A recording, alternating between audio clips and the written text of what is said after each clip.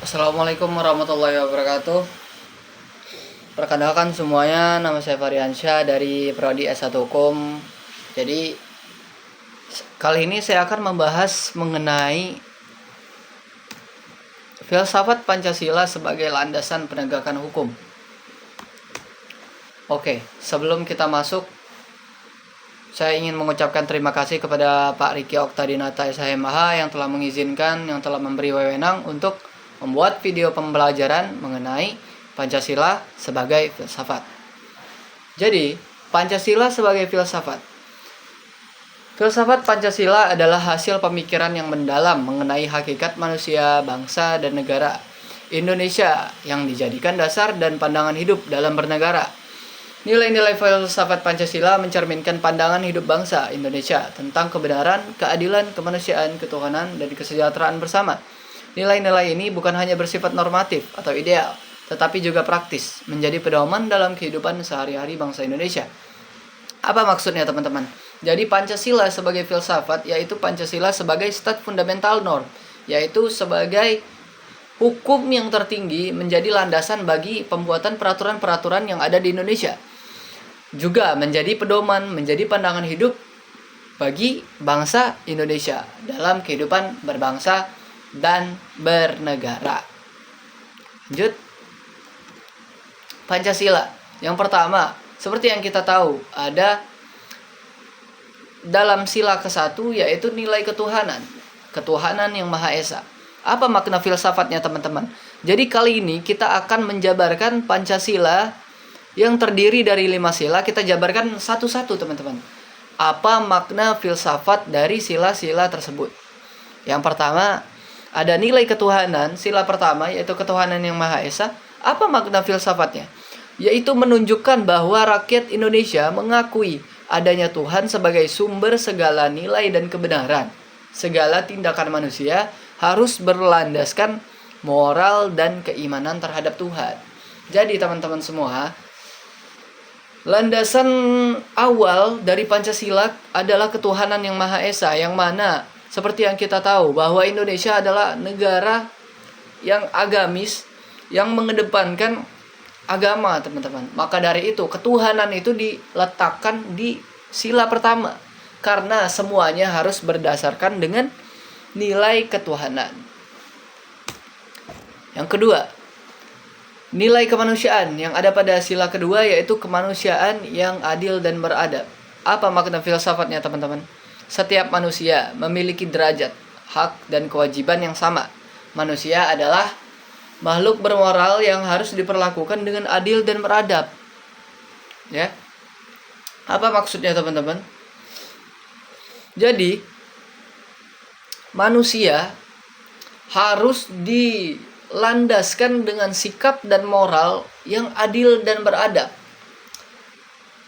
Jadi, manusia itu harus memiliki moral yang baik, sifat yang baik, dalam hubungan bernegara maupun berbangsa, dari ruang lingkup yang kecil sampai ke ruang lingkup yang besar.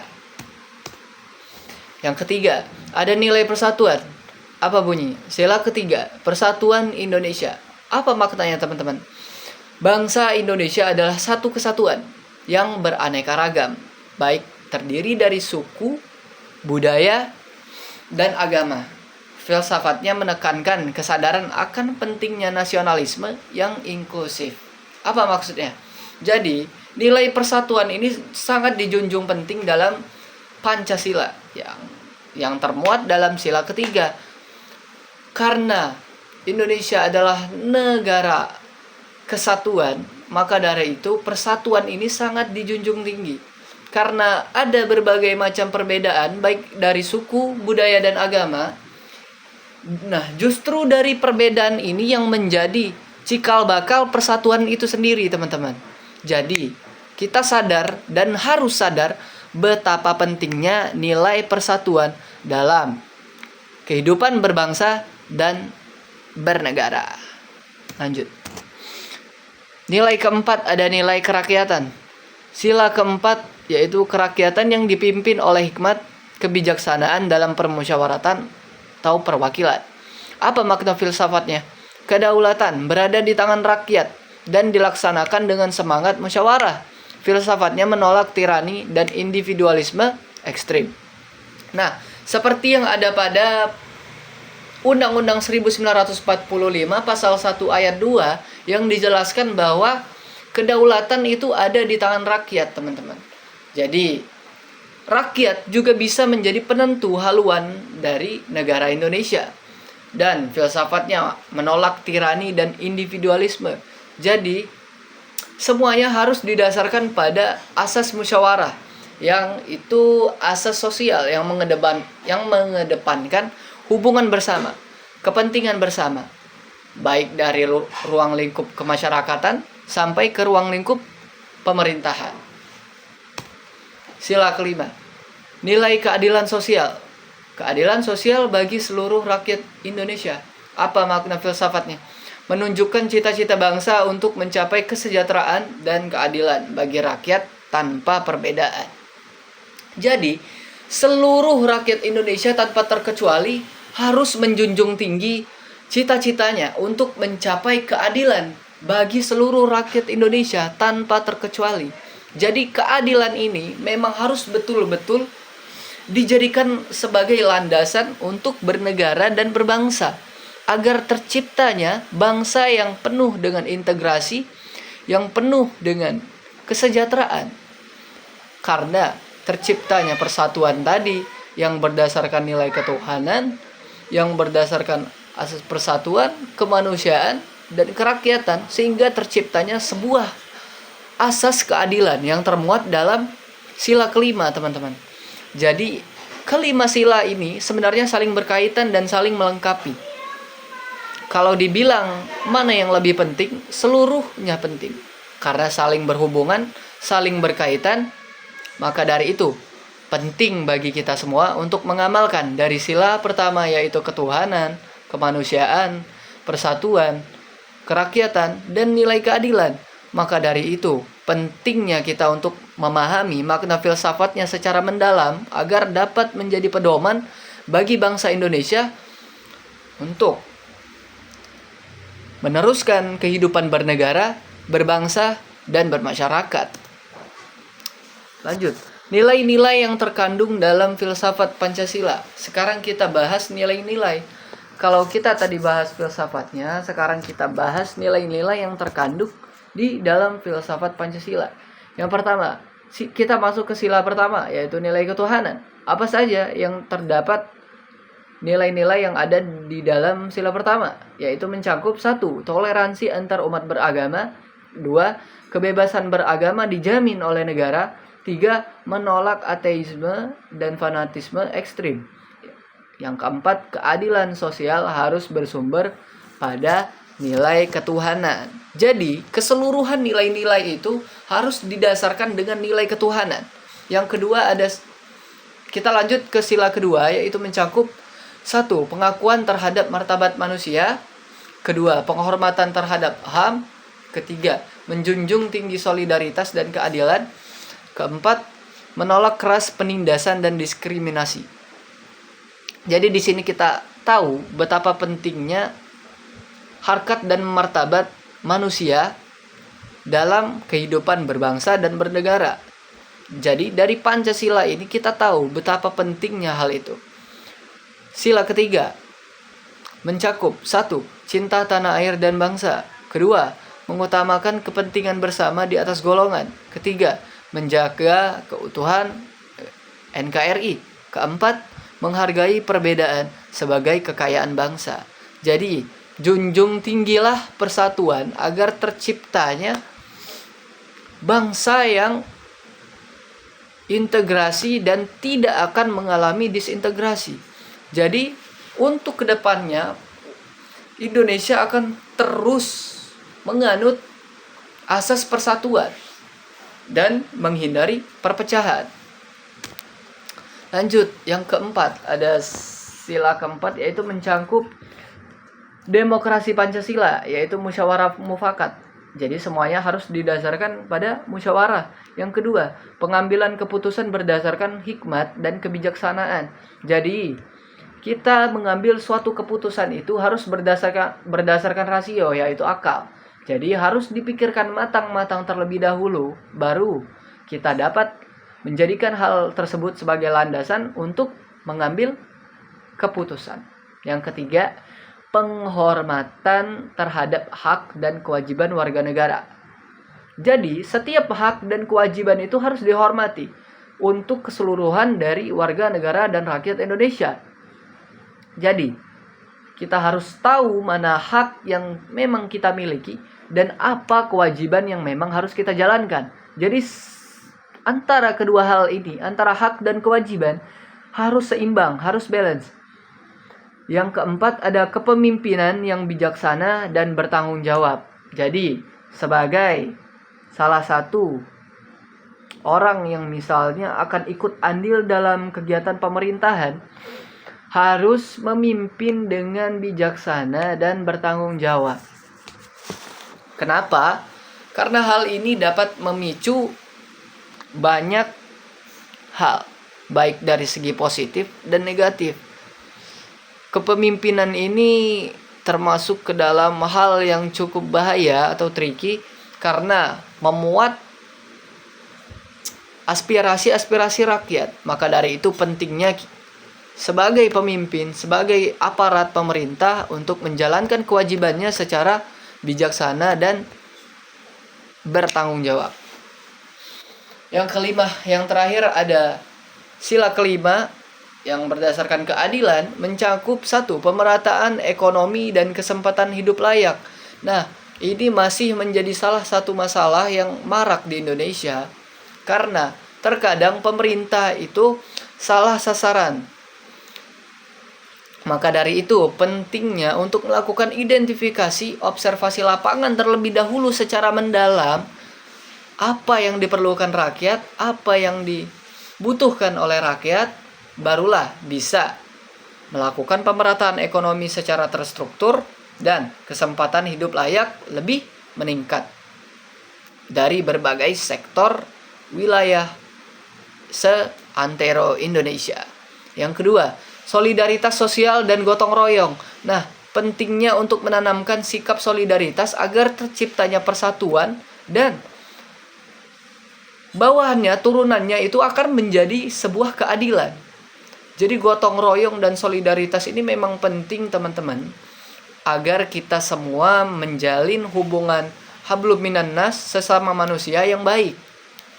Ketiga, menolak eksploitasi manusia atas manusia. Nah, jadi tidak boleh kita untuk melakukan eksploitasi, menguasai baik manusia, ekonomi, dan berbagai sektor lainnya. Yang keempat, perlindungan terhadap kelompok yang lemah. Jadi, rakyat-rakyat kecil memang harus kita pelihara dan kita lindungi, teman-teman. Maka dari itu, termuat dalam nilai-nilai filsafat Pancasila, yang mana perlindungan terhadap kelompok kecil atau kelompok lemah harus benar-benar dilakukan agar terciptanya keadilan sosial bagi seluruh rakyat Indonesia yang akan menjadi cikal bakal integrasi, yaitu persatuan Indonesia. Lanjut, kita bahas ke penegakan hukum berdasarkan nilai filsafat Pancasila. Yang pertama ada ketuhanan yang Maha Esa. Penegakan hukum harus berlandaskan moral dan etika ketuhanan. Artinya, setiap aparat hukum atau hakim, jaksa, polisi, advokat harus menjunjung tinggi kejujuran, integritas, dan keadilan sebagai amanah dari Tuhan. Adapun penerapannya dalam hukum, penegak hukum dilarang melakukan suap, korupsi, atau manipulasi karena bertentangan dengan moral ketuhanan. Kebebasan beragama juga dijamin oleh hukum pada Undang-Undang 1945 pasal 29. Yang ketiga, putusan hukum tidak boleh diskriminatif terhadap keyakinan agama seseorang. Lanjut, kemanusiaan yang adil dan beradab. Ini sila kedua. Hukum harus menjunjung tinggi hak asasi manusia atau HAM dan melindungi setiap warga negara dari perlakuan yang sewenang-wenang. Jadi, sebagai aparat, bahkan bukan aparat saja teman-teman, termasuk keseluruhan warga negara harus menjunjung tinggi HAM agar terciptanya kemanusiaan yang adil dan beradab. Lanjut, yaitu penerapan dalam hukum. Di dalam hukum, penegakan hukum harus memperlakukan semua orang secara adil tanpa memandang status sosial, ekonomi, ras, atau agama. Yang kedua, hukuman harus bersifat mendidik, bukan sekedar menghukum. Yang diutamakan yaitu restoratif of justice. Yang ketiga, perlindungan terhadap korban dan terdakwa dilakukan secara beradab dan manusiawi. Jadi, semuanya juga harus didasarkan pada rasio akal. Yang ketiga, persatuan Indonesia. Penegakan hukum harus memperkuat persatuan dan kesatuan bangsa, bukan hanya menimbulkan perpecahan atau disintegrasi. Jadi di sini kita tahu betapa pentingnya nilai persatuan Indonesia. Lalu apa penerapannya dalam hukum, teman-teman? Hukum harus berlaku sama bagi seluruh rakyat Indonesia, yaitu penerapan dari asas equality before the law. Yang kedua, penyelesaian konflik hukum harus mengedepankan perdamaian dan keutuhan bangsa. Jadi semuanya harus didasarkan dengan perdamaian dan keutuhan bangsa agar tidak terjadi disintegrasi. Terus yang ketiga, ada hukum tidak boleh digunakan sebagai alat politik atau kepentingan golongan. Jadi hukum ini tidak boleh digunakan oleh individu lain sebagai alat politik. Jadi tidak boleh dijadikan landasan untuk digunakan dalam hal-hal yang berbau untuk kepentingan pribadi atau golongan. Lanjut. Keempat, ada kerakyatan yang dipimpin oleh hikmat kebijaksanaan dalam permusyawaratan dan perwakilan. Jadi dalam hal ini, teman-teman, hukum harus mencerminkan kehendak rakyat dan dijalankan secara demokratis, bijaksana, dan transparan.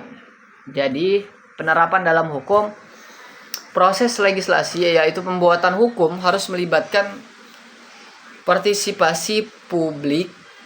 Yang kedua, aparat hukum wajib mendengar aspirasi masyarakat sebelum mengambil keputusan besar. Yang ketiga, pengawasan terhadap lembaga hukum dilakukan melalui mekanisme demokratis, yaitu misalnya Dewan Perwakilan Rakyat, Komisi Yudisial, dan KPK. Dan yang terakhir, ada keadilan sosial bagi seluruh rakyat Indonesia, yaitu sila kelima. Tujuan akhir dari hukum adalah menciptakan keadilan dan kesejahteraan sosial bagi seluruh rakyat, teman-teman, bukan hanya bagi kelompok tertentu. Jadi tidak boleh mengedepankan individu atau bahkan kelompok. Jadi harus mencakup keseluruhan, yang mana memuat dari seluruh rakyat Indonesia. Terus penerapan dalam hukum. Hukum harus memberikan perlindungan bagi kaum lemah dan rentan. Kedua, penegakan hukum harus menghapuskan ketimpangan dan diskriminasi. Keadilan hukum mencakup aspek ekonomi, sosial, dan budaya. Jadi kita tahu, kita paham betapa pentingnya nilai keadilan bagi kehidupan berbangsa dan bernegara, agar terciptanya persatuan, integrasi, dan terciptanya kesejahteraan sosial bagi seluruh rakyat Indonesia, serta nilai keadilan yang terus berjalan yang akan menjadi cikal bakal integrasi tadi. Terus kita masuk ke kesimpulan. Penegakan hukum yang berlandaskan nilai-nilai filsafat Pancasila berarti menegakkan keadilan dengan moral ketuhanan, menjunjung kemanusiaan, menjaga persatuan, dan dilaksanakan secara demokratis, dan diarahkan untuk mewujudkan kesejahteraan sosial dan keadilan bagi seluruh rakyat Indonesia. Terima kasih. Oke, jadi apa sih yang dapat kita petik dari Pancasila sebagai nilai filsafat? Pertama, kita harus menjunjung tinggi nilai ketuhanan, nilai kemanusiaan, nilai persatuan, nilai kerakyatan, dan nilai keadilan serta kesejahteraan bagi seluruh rakyat Indonesia, teman-teman. Jadi kita harus paham betapa pentingnya nilai-nilai ini bagi keseluruhan rakyat maupun pemerintah tanpa terkecuali. Gitu. Jadi terima kasih kepada teman-teman semua, kepada Bapak Riki Okta Dinata SHMH yang telah menonton dan telah menilai video presentasi yang telah saya buat. Terima kasih, saya ucapkan banyak terima kasih. Nasum minallah wa fatun qarib wa basyiril mu'minin. Wassalamualaikum warahmatullahi wabarakatuh. Terima kasih semuanya yang telah menonton. Saya ucapkan terima kasih banyak.